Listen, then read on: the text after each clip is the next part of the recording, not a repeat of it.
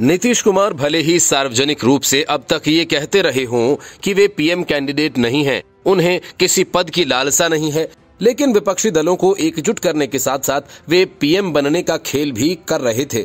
इतना ही नहीं, वे जानते थे कि महज 45 विधायकों वाली पार्टी के नेता को कोई पीएम कैंडिडेट नहीं बनवाएगा और इसके लिए वे अपनी पार्टी के साथ कई पार्टियों को जोड़कर बड़ी पार्टी बनाना चाहते थे और इस वजह से आरजेडी और जेडीयू के विलय की बात चली थी, लेकिन उनका खेल खराब हो गया।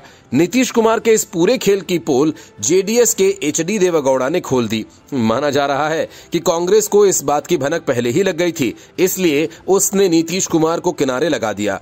एचडी देवेगौड़ा की पार्टी जनता दल सेक्युलर 2024 के लोकसभा चुनाव से पहले एनडीए गठबंधन में शामिल हो गई है। हालांकि देवेगौड़ा पहले विपक्षी गठबंधन का हिस्सा बनना चाहते थे। नीतीश कुमार से उनकी 2 महीने तक बातचीत भी हुई थी, यहां तक कि नीतीश को पीएम कैंडिडेट घोषित करने पर भी वे राजी हो गए थे, लेकिन नीतीश कुमार की एक शर्त की वजह से उन्होंने विपक्षी गठबंधन से किनारा कर लिया। देवेगौड़ा ने बताया कि मेरी बिहार के मुख्यमंत्री नीतीश कुमार से अक्टूबर-नवंबर 2022 में 2 महीने तक बातचीत हुई थी।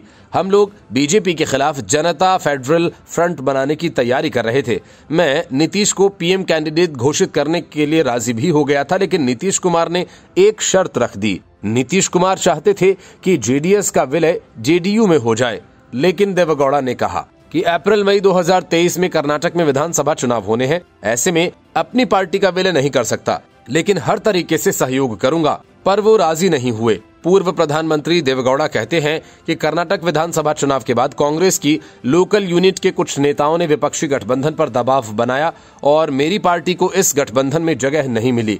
यहां तक कि मुझे पटना की मीटिंग में बुलाया भी नहीं गया।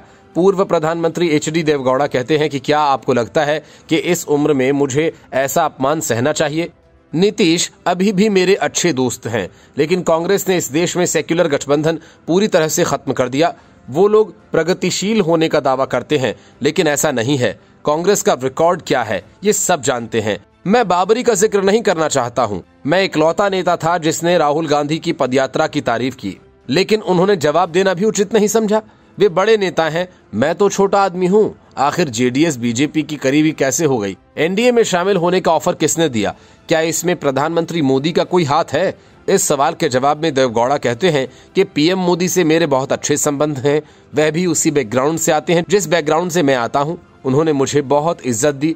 ऐसे वक्त में जब लोग मुझे भूल गए हैं, तब पीएम मोदी ने मुझे याद रखा। Bureau report, news of India.